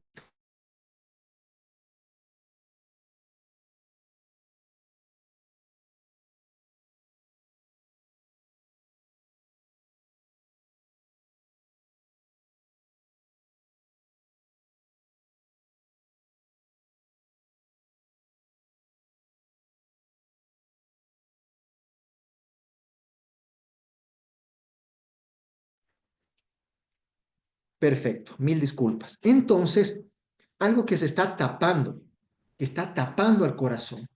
Entonces puede ser aire, un neumotórax, puede ser líquido, un taponamiento cardíaco, un derrame pleural, ¿sí? Una neumonía severa con líquido, etcétera, una pericarditis constrictiva que evita que el corazón se vuelva a distender.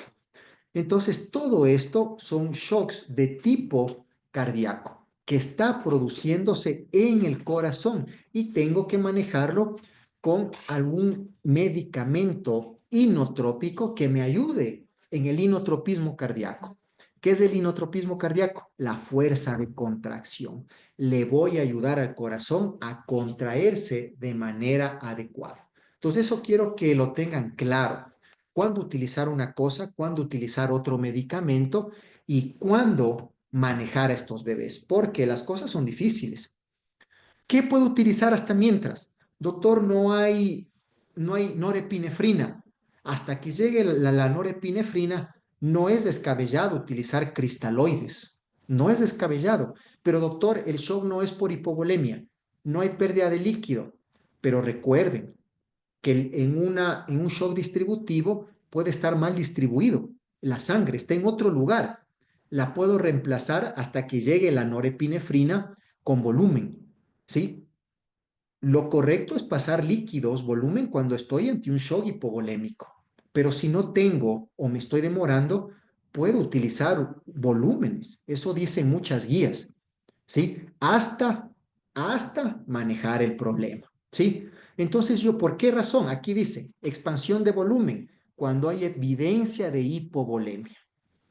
Pero si yo tengo un shock séptico, por ejemplo, y no tengo norepinefrina, le puedo ayudar con volumen al bebé. Y la norepinefrina me llevó en 1 hora, porque en mi institución no hay norepinefrina, no hay aminas vasoactivas.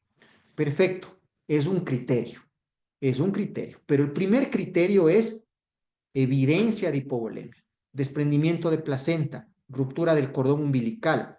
Entonces, con eso aumento el volumen de sangre que se perdió, solo el volumen, ¿sí? Solo el volumen.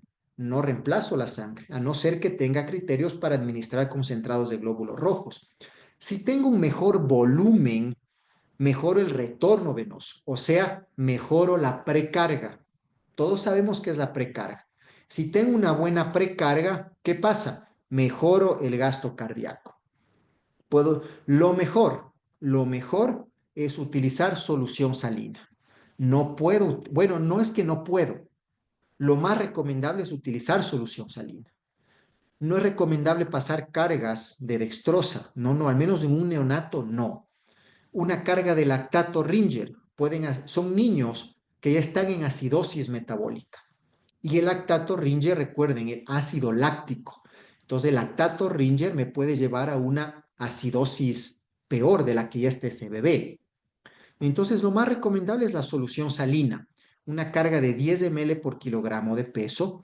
No se recomienda utilizar albúmina porque la albúmina retiene líquidos y más bien le puedo producir un edema pulmonar, un taponamiento cardíaco, si es que si ese niño ya tiene un derrame, le puedo incrementar el derrame. Antes, cuando yo hice el posgrado, sí se recomendaba utilizar albúmina. Actualmente no se recomienda utilizar albúmina como expansor de volumen, o antes se combinaba la albúmina con un cristaloide. No, no, eso ya no se recomienda, ¿sí?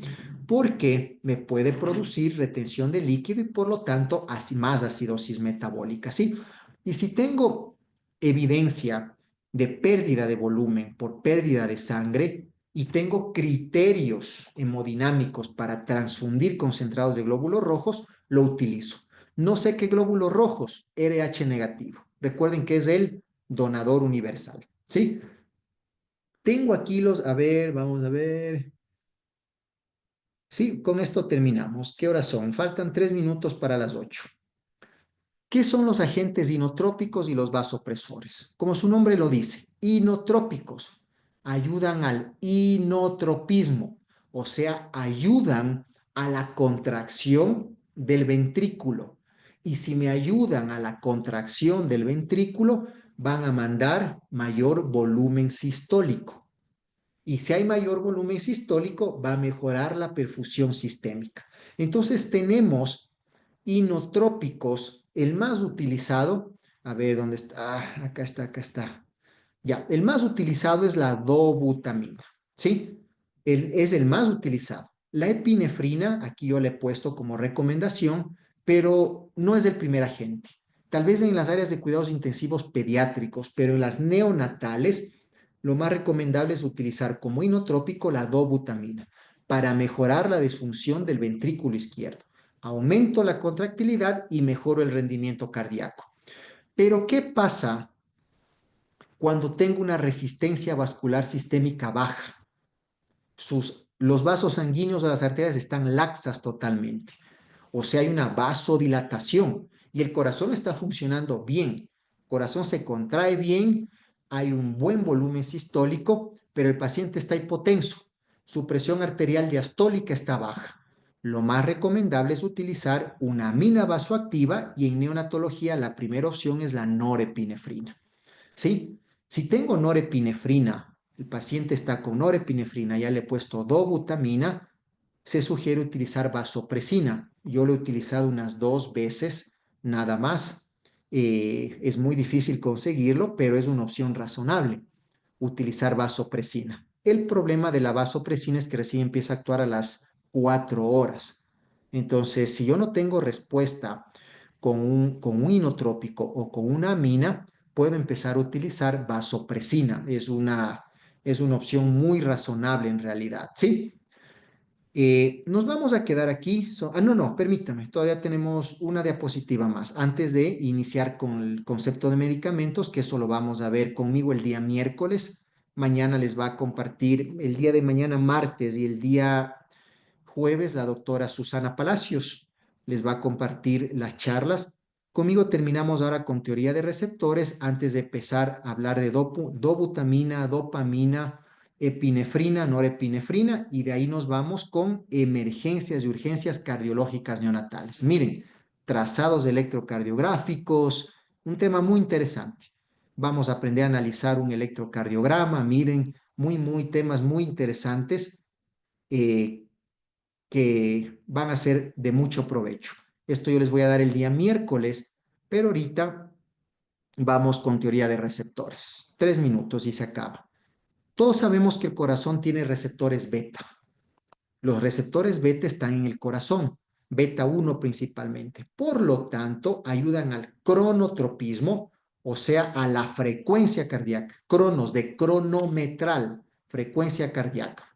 Al inotropismo, o sea, la fuerza de contracción. ¿Estamos de acuerdo? Si yo utilizo un agente estimulante o agonista beta, voy a obtener estas respuestas a nivel cardíaco. Pero en los vasos sanguíneos, ¿qué tengo? Receptores alfa. Por lo tanto, si yo estimulo estos vasoreceptores, voy a tener una respuesta vasoconstrictora. Pero en los bronquios hay otro efecto, broncodilatador. Por eso en los pacientes con asma bronquial o tienen síndrome de obstrucción bronquial se utilizan beta 2 agonistas para producir broncodilatación. Pero A nivel cardiovascular, los receptores alfa 1 y alfa 2, o los receptores alfa, para que ustedes se acuerden, producen vasoconstricción. Los alfa 1 en el músculo liso, estamos hablando de los que no controlo, ¿no es cierto? Tracto gastrointestinal, ¿sí? Mientras que los alfa 2, que son vasoconstrictores, evitan la relajación del músculo liso.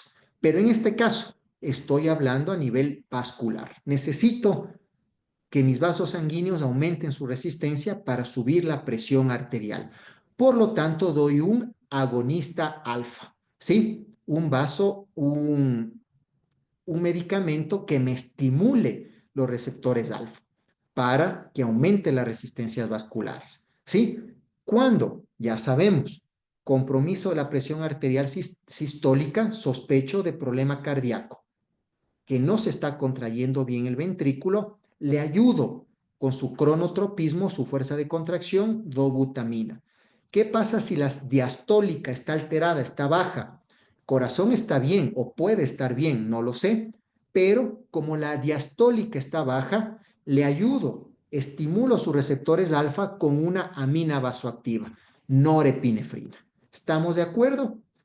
Y el día miércoles vamos a empezar a hablar de estos medicamentos. Son 4 diapositivas y nos vamos con trazados electrocardiográficos o emergencias cardíacas en neonatología. Preguntas, por favor. Si no hay más preguntas, yo voy a revisar el chat. Pueden escribir sus preguntas y yo gustosamente las respondo.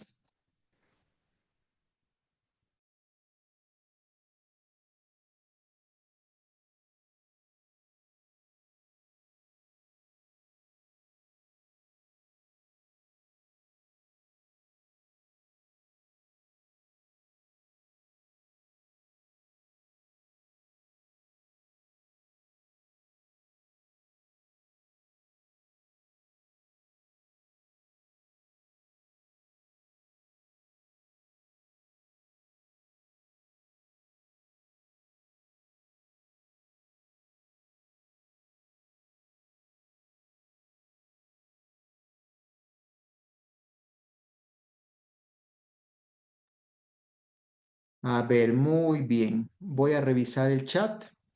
A ver, colegas. Qué bueno. Dicen, cuando no hay preguntas, dos cosas. ¿Se entendió toda la clase o nadie me entendió nada? Veo que no hay preguntas en el chat. Entonces, con esto terminamos. No sé, Shirley, si usted tal vez quiere decir algo al respecto. Listo. No tenemos preguntas.